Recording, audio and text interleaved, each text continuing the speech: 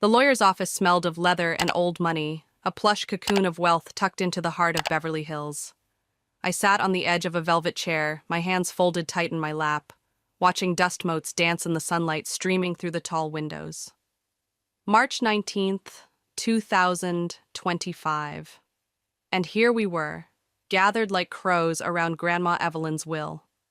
My cousins, Lauren, Ethan, and Noah, leaned forward, their eyes gleaming with anticipation. Aunt Diane adjusted her pearls, her lips pursed in that way that said she expected everything and nothing all at once. Mom, Grace, sat beside me, her fingers brushing mine, a quiet anchor in the storm of expensive perfumes and tailored suits. James Sullivan, the family lawyer, cleared his throat, his voice a low rumble as he read from the thick document. To my granddaughter Lauren Bennett, I leave the mansion on Sunset Boulevard. Lauren, 28 and polished to perfection, let out a soft gasp, her manicured hand flying to her chest. To my grandson, Ethan Carter, the vacation house in Aspen. Ethan, 35, grinned, already picturing ski trips, I'd bet. To my grandson, Noah Phillips, the stock portfolio. Noah, 30, practically vibrated with excitement, his fingers tapping a silent victory tune on his knee. And then, James's eyes landed on me. To my granddaughter, Kendall Torres, I leave the Hayes farm in Montana, all 200 acres.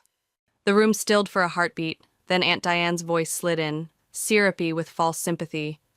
At least you got something, sweetheart, Lauren smirked, not looking up from her phone.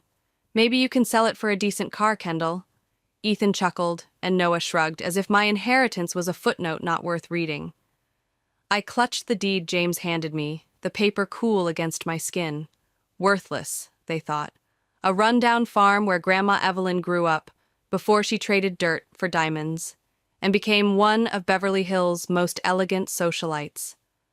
But I saw something else, her garden, tangled with wildflowers, the big oak tree where she'd spin stories, summers when I was a kid, my hands black with soil. Mom squeezed my hand harder. She'd grown up there too, before she married Dad and moved to the city. She knew. The murmurs started again, a low buzz of pity and amusement. It's sentimental junk, Uncle Richard said, his tone gruff but reasonable, like he was doing me a favor by pointing it out. The Scanleys wrote it off years ago. Scanleys, that's what they called us now, after Grandma married into money and built her real estate empire. The Hayes name, her maiden name, was a relic they'd rather forget.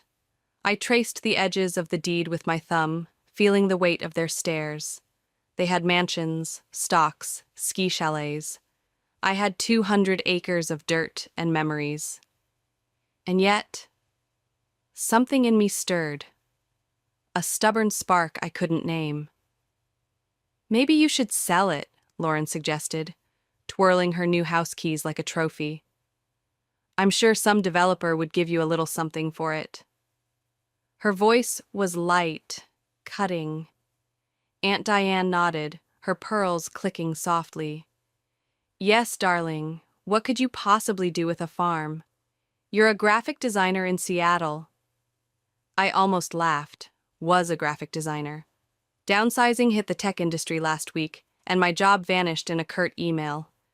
They didn't need to know that. Not yet. I stood, the deed crinkling in my grip, and the room fell silent. Even James looked up from his papers, his gray brows lifting. Actually, I said, my voice steadier than I felt, I think I'll keep it. Lauren's laugh sliced through the quiet, sharp as glass. Live there? In that old barn with the chickens? Uncle Richard leaned forward, his reasonable tone back. Be sensible, Kendall. That place hasn't been maintained in years. The house probably isn't even habitable. Aunt Diane sputtered. But, sweetheart, why? Why? I didn't have an answer, not one I could put into words. Not then. But I saw Grandma Evelyn's face in my mind, her knowing smile, the way she'd tilt her head and say, "Kendall, you've got roots deeper than you think." She never did anything without a reason. Mom's hand stayed warm against mine, the only one not staring at me like I'd lost my mind. Maybe I had, or maybe this was the sanest thing I'd ever done. 2 weeks later, my Honda Civic rattled down a gravel driveway in Montana, the sound loud against the vast, empty sky. The mailbox tilted by the road, its faded letters spelling out Hayes Farm. Overgrown weeds clawed at the tires, and the white farmhouse loomed ahead, its paint peeling like old skin. The red barn stood off to the side, weathered but stubborn, a shadow of my childhood. I stepped out, keys jingling in my hand, the air sharp with pine and promise. 32 years old, jobless, and standing on 200 acres of what my family called trash. The house needed work, the barn leaned a little, but it was still here, pressed against the horizon like it had been waiting. "Home, sweet home," I whispered, half laughing at myself. The wind carried my words away, and I wondered if I'd lost my mind. Lauren's laugh echoed in my head, Aunt Diane's pity, Uncle Richard's reason. They were probably right. The house might collapse, the land might be worthless. But Grandma Evelyn's voice whispered back, soft as the rustling grass. "Roots, Kendall." I tightened my grip on the keys. Whatever this farm was, whatever it held, I'd find out. Not for them. For me. The farmhouse door creaked open, a groan of wood welcoming me into a world frozen in time. Dust hung thick in the air, catching the late afternoon light as I stepped inside, my boots scuffing the worn floorboards. Sheets draped over furniture like sleeping ghosts, and the faint, musty scent of neglect wrapped around me. Yet, beneath it, lingered something familiar. Wood smoke, lavender, the echo of Grandma Evelyn's kitchen. I set my keys on a side table, the clink loud in the stillness, and moved deeper, drawn by memory. The old grandfather clock stood in the hallway, its hands stuck at 3:17, ticking away hours that didn't pass anymore. I ran my fingers over its carved edges, smiling. Every summer until I was 12, I'd race past it, Grandma's voice calling me back for pie or stories. I pulled a sheet off the couch, revealing faded floral cushions, and opened a window, letting fresh Montana air sweep in, crisp and alive. Each room held pieces of my past. The kitchen smelled of cinnamon, even now, where Grandma taught me to roll dough, her hands guiding mine with a patience I never mastered. The living room stretched wide, its fireplace cold, but I could still hear her voice there, low and warm, spinning tales of her early days. Tough winters, wild horses, a girl who dreamed beyond the fields. Upstairs, the stairs creaked under my weight, the same ones I'd slide down, despite Mom's warnings, giggling until I hit the bottom. Everything was exactly as I remembered, preserved like a photograph, waiting. Had she kept it this way for me? I spent that first day uncovering more, peeling back sheets, stirring dust into sunlight. The house wasn't falling apart. Musty, yes, but solid. Grandma must have paid someone local to check on it, to keep the pipes from freezing, the roof from leaking. Why? My family thought she'd abandoned this place, a sentimental relic she clung to while sipping champagne in Beverly Hills. But standing here, surrounded by her things, I felt her presence, steady and sure. The farm wasn't forgotten. It was protected. My phone buzzed. Lauren, texting about her new mansion. I ignored it, drawn instead to the window, where the barn glowed red against the dipping sun. That barn. My secret place as a kid, where I'd hide with books and dreams while the adults talked business inside. Grandma would find me there, her apron dusted with flour, a plate of cookies in hand. "This barn holds secrets," she'd say with a wink, her eyes bright. I'd laugh, too young to wonder what she meant. Now, as the sky bled pink and gold, the barn called to me again. I grabbed a flashlight, the air cooling as I crossed the yard, grass brushing my jeans. The barn door creaked open, stiff but yielding, and I stepped into shadows thick with the smell of dust and aged wood. Hay bales slumped in corners, old farm tools rusted against the walls, and the loft above sagged like it might give up any day. I swung the flashlight beam around, my breath catching at how little had changed. There was my spot near the back, where I'd curl up with Nancy Drew, pretending I was solving mysteries. A glint of metal caught my eye, sharp in the fading light, and I froze. It came from behind a stack of crates I didn't remember, half hidden in the gloom.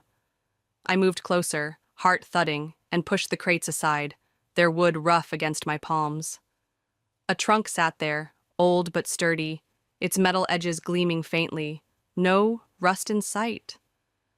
I'd never seen it before, not in all those summers. The lock was ancient, a heavy iron clasp, but it shone, well-oiled, as if someone had tended it recently. Hanging on a nail nearby was a key, small and cold, when I plucked it off. My hands trembled as I fitted it into the lock, the click loud in the quiet barn. The lid lifted with a sigh, and inside lay dozens of leather-bound journals, their covers soft with age, stacked neat as a promise. Grandma Evelyn's handwriting curled across the top one, elegant and sure, and my breath hitched. I lifted it out, the leather cool against my skin, and opened it to the first page. Dearest Kendall, it began, dated 1962, the year she turned 18.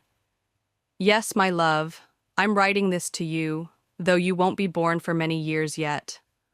I know you'll be the one to find these journals because you're the only one who truly understood what this farm means. I sank to the barn floor, the flashlight trembling in my grip, and read on, each word sinking deeper. Your cousins see only dirt and chickens. They measure worth in square footage and stock portfolios. But you, my darling girl, you see what I saw, the magic in growing things, the value in honest work, the wealth that can't be measured in dollars. What I'm about to tell you will change everything. The truth about our family's fortune, about this farm, and about why I chose you to inherit it. My pulse raced, loud as the grandfather clock's echo in my head. She went on, her voice leaping off the page. The farm wasn't just land, it was the key to something bigger. The family thought Grandma made her fortune in real estate, smart deals in the 70s, that turned her into a Beverly Hills queen. They were wrong, so wonderfully, incredibly wrong. It started here, in the soil beneath my feet, with herbs she'd discovered at 18, herbs with properties no one else could replicate. She'd partnered with a small pharmaceutical company, licensing them for millions, building a secret empire while the Scanleys basked in her cover story. The farm wasn't sentimentality, it was the heart of it all. I looked up, the barn's shadows shifting around me, and saw it with new eyes. This wasn't a crumbling hideout anymore. It was a vault, guarding secrets for decades, waiting for me. Some buildings hold things safe, she'd said, until the right person comes along to find them. I hadn't understood then, a kid with cookie crumbs on her shirt. Now I did. My family mocked this place, Lauren with her mansion keys, Aunt Diane with her pity. They had no idea. Night had fallen outside, the farmhouse windows glowing like a beacon through the barn door, but I hardly noticed. My mind spun with what I'd just learned, the weight of the journal heavy in my hands. Grandma Evelyn hadn't given me a consolation prize. She'd given me everything, land, legacy, a mystery I was only beginning to unravel. The farmhouse kitchen glowed under the soft light of a single bulb, its warmth a stark contrast to the chill seeping through the windows. I sat at the scarred oak table, Grandma Evelyn's journals spread before me like a map to a world I'd never known. Outside, the fields stretched dark and silent, their secrets tucked into the soil beneath my feet. The first journal had cracked open the truth. The farm's herbs, not real estate, were the root of our family's fortune. But there was more, pages upon pages of her elegant script waiting to reveal themselves. I sipped lukewarm coffee, the mug steadying my hands, and turned to an entry from 1963, her words pulling me back to when she was 19, a year after her discovery. "The soil here is special," she wrote, her pen strokes firm. "Something in its composition, combined with the altitude and climate, creates conditions that can't be duplicated. I tested samples from Switzerland to South America. Nothing matches what grows here." My breath caught. She'd been a scientist in her own way, a girl in overalls who stumbled onto something extraordinary. She'd partnered with a small pharmaceutical company, licensing the herbs for research while keeping the land hers, a secret she buried beneath the flashy tale of real estate riches. That company, now a global giant, paid millions every year, fees funneled into an account separate from the Scanley empire. I flipped to a later entry, 1975, and froze. "The real wealth isn't in what's growing now," she'd written. "It's in what we haven't discovered yet. Every season brings new variations, new possibilities. The right person could spend a lifetime studying these plants and barely scratch the surface." My hands shook, coffee sloshing onto the table. The right person. Me. I thought of those childhood summers, her kneeling beside me in the garden, teaching me to tell herbs apart by smell, mint sharp, sage earthy, her voice soft as she said, "Every plant has a story, Kendall, if you listen." I'd thought it whimsy, an old woman's quirks. Now I saw it, clear, as the Montana sky. She'd been training me, planting seeds of understanding I didn't know I'd need. Tucked into the latest journal, dated just before she died, was a licensing agreement, the numbers staggering, millions annually, with offers to buy the land outright for billions. She'd refused. "Only a haze can tend this land properly," she'd scribbled in the margin. "It takes more than science. It takes love, intuition, the ability to see magic in ordinary things. That's why I chose you, Kendall. You have the sight, just like I did." I pushed back from the table, my chair scraping the floor, and stared out at the fields through the window. To anyone else, they'd look like overgrown herb gardens, gone wild without her care. To me, they shimmered with possibility, a treasure chest rooted in dirt. My heart pounded with purpose, a rhythm I hadn't felt since losing my job. This wasn't just an inheritance, it was a calling. The next morning, I dialed the number listed in the latest journal, Dr. Lisa Harper, the contact Grandma trusted. She answered on the first ring, her voice crisp but warm. "Miss Torres, we've been hoping to hear from you. Your grandmother spoke highly of you." "You know about me?" I asked, leaning against the kitchen counter, the phone cool against my ear. "Evelyn was clear about her succession plan," Lisa said. "We've maintained basic operations since her passing, but the land needs a Hayes's touch. The yields aren't what they used to be." I glanced at the fields again, imagining them alive under my hands. "I'll need time," I said, "to learn everything properly." "Of course," she replied. "Evelyn left detailed instructions for your training, and the current contract remains in effect. You'll have plenty of funding to restore the farm." Funding. The word sank in, heavy with promise. After we hung up, I stood there, my mind spinning. The Scanleys who'd mocked my worthless farm had no idea their luxuries, Lauren's mansion, Ethan's vacations, came from these humble herbs. The week blurred into action. Dr. Harper sent research teams, their vans kicking up dust on the driveway, scientists in white coats cataloging crops with quiet awe. Local workers who'd tended the farm for years shared their knowledge, when to water, how to prune, their hands rough but kind. Every day brought discoveries, new understanding of what Grandma built. By the time Lauren texted about a family dinner, "If you can leave your chickens long enough," I was ready. Actually, I texted back, I'd love to. I have news. I smiled, thinking of the journals, the truth they held. The farm wasn't just surviving, it was waking up. That night, I drove my dusty Honda up Lauren's manicured driveway, the Beverly Hills mansion towering in glass and marble. Through the windows, I saw the family gathered, Diane in pearls, Ethan with a scotch, Noah scrolling his phone, all glittering in their designer glory. I stepped inside, the air cool with air conditioning, and Diane's voice carried across the foyer. "Kendall, we didn't think you'd come. How's farm life?" She said it like a disease, her lips twitching. I accepted a glass of champagne, the bubble sharp on my tongue. "Fascinating, actually," I said. "I've been learning so much about what Grandma Evelyn built there." Richard scoffed, swirling his drink. "Built? It's just an old family farm. The real wealth came from her real estate." I took a sip, meeting his eyes.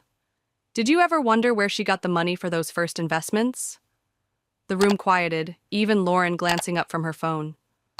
"What do you mean?" Mom asked softly, her gaze steady. She'd been quiet since the will reading, like she'd suspected something all along.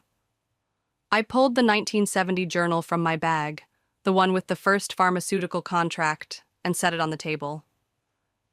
"Maybe we should sit down," I said. "This is quite a story." Over the next hour, I watched their faces shift, dismissal to disbelief to shock, as I explained. The herbs, discovered in 1962, their unique properties, the ongoing contracts worth millions each year. "But that's impossible," Diane sputtered, her pearls trembling. "It's just a farm." "A farm," I agreed, "that 3 major companies have offered billions to buy." The same farm, funding this family's lifestyle for 50 years. Lauren's glass clinked hard against the table. "Why didn't she tell us?" "Because," Mom said, her voice cutting through, "she knew what you'd do: sell it, develop it, destroy everything she built for a quick profit." I nodded, the journal open in my hands. "The land only works because it's been preserved, tended with care. That's what she protected, and she left it to me." Noah leaned forward, his voice slow. "Because you cared about the farm itself, not just its value." "What happens now?" Richard asked, quieter than I'd ever heard him. I thought of the fields waiting back home, the mystery still hidden in Grandma's words. "Now," I said, "I do what she did: tend the land, protect its secrets, make sure our true wealth isn't just dollars." The room stayed silent, their stunned faces glowing in the chandelier light. I'd shaken them to their core, and it felt right. Quietly, gloriously right. A year later, the farm breathed alive under the Montana sun, its fields bursting with herbs that shimmered green and gold. The farmhouse hummed with new energy, its windows flung open to let in laughter and the sharp scent of sage. I stood on the porch, watching Lauren's kids, 6 and 8, chase each other through the gardens, their squeals mingling with the rustle of leaves. Nearby, Diane knelt in the dirt, her pearls traded for a sun hat, her fingers brushing time as she learned its texture, a quiet wonder in her eyes. Richard hammered a board into the barn's side, his sleeves rolled up, sweat beading on his brow. "Some investments can't be measured in quarterly returns," he'd said yesterday, half smiling. The farm had changed them, just as it had changed me. Inside, the kitchen bustled with visiting scientists, their notebooks open beside mugs of coffee, discussing yields with Dr. Lisa Harper. The herbs flourished under proper care, their secrets unfolding in test tubes and journals. Last week, I'd found a new variety near the big oak tree, its leaves a deeper green, its scent faintly sweet. Lisa's preliminary tests called it revolutionary, potential for autoimmune treatments, but that wasn't what made it special. What made it special was Grandma Evelyn's prediction, penned 30 years ago in a journal I'd read by lamplight. "When the right person tends this land with love, new gifts reveal themselves," she'd written. "That's the real magic, my darling Kendall, not in what we know, but in what we're ready to discover. I'd found it exactly where she said, under the tree where her stories once took root in me. The family gathered here now, not in Beverly Hills, their dinners shifting to this porch. Ethan poured wine, Noah swapped stock tips for soil questions, and Mom shared tales of her own childhood here, her voice soft against the evening breeze. "You always had her gift," she told me one night, her hand resting on mine as the sunset painted the sky. "The ability to see the extraordinary in the ordinary." I smiled, knowing she was right. The pharmaceutical company's latest offer sat unopened on my desk, another zero added to a figure I'd never accept. This land was worth more than money. Its wealth lay in the lessons Grandma left, scribbled alongside her scientific notes. Patience, listening to the earth, understanding that value hides in plain sight. That evening, I slipped into the barn, the air cool and thick with dust, the trunk of journals open beside me. I added my own entry, my pen scratching beside hers. New discoveries, new stories to pass down. The farmhouse glowed in the distance, a beacon of light and life, laughter drifting through the open door. I'd left my stunned relatives that night at Lauren's, their understanding of our fortune rewritten, but the real shift came here, in these quiet moments. The barn stood like a guardian, its weathered boards holding secrets past and present. "Some buildings keep things safe," Grandma wrote, "until the right person comes along to find them." She'd been right, as always. I hung the deed on my office wall, framed next to her photo, Grandma Evelyn in her garden, smiling that knowing smile, herbs cradling her like old friends. Not just a socialite, but a keeper of magic, a woman who saw wealth in roots and dirt. This farm wasn't a consolation prize. It was our true legacy, waiting for someone to see its heart. Every morning, I walked the fields, the Montana sky vast above me, giving thanks for this inheritance. Not of dollars or status, but of purpose, a chance to tend something extraordinary. "The right person doesn't ask what something is worth," she wrote in her final entry. "They ask what it means." I knew now, and that was a wealth beyond measure.